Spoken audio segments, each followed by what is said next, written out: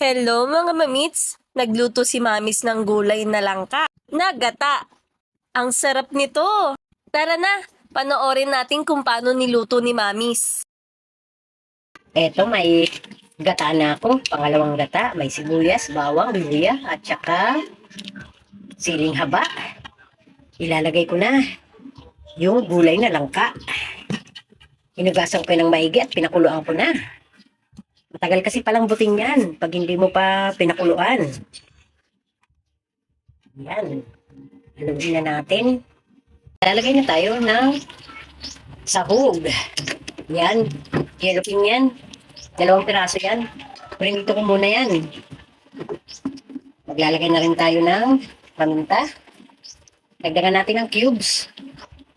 At asin. Maglalagay na tayo ng magic. At yung unang gata.